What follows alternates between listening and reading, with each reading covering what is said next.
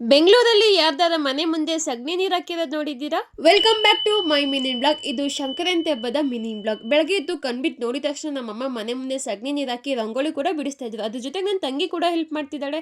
ಯಾವ್ದಾವ್ದು ಏನು ಒಳ್ಳೆ ಬುದ್ಧಿ ಕೊಡ್ತು ಅಂತ ನಾನು ಅನ್ಕೊಂಡೆ. ನಮ್ಮಮ್ಮ ಇವ್ರಿಗೆ ಅಕ್ಕಿ ಕೊಡೋಕ್ಕೋಸ್ಕರ 1 ಮಂತ್ ವೇಟ್ ಮಾಡಿದ್ದಾರೆ. ಯಾಕೆ ಹೇಳ್ತಾ ಇದ್ದೀನಿ ಅಂತ ಹೇಳಿದ್ರೆ 1 ಮಂತ್ ಫುಲ್ಲು ಧನುರ್ಮಾಸ ಇದ್ರಿಂದ ಅವ್ರದ್ದು ಪೂಜೆ ಅಂತೆ. ಮಾರ್ನಿಂಗ್ 4 ಗಂಟೆ ರಾತ್ರಿಯಲ್ಲಿ ಶಂಖ ಮತ್ತೆ ಗಂಟೆನ ಬಾರಿಸ್ಕೊಂಡು ಹೋಗ್ತಾ ಇದ್ರು.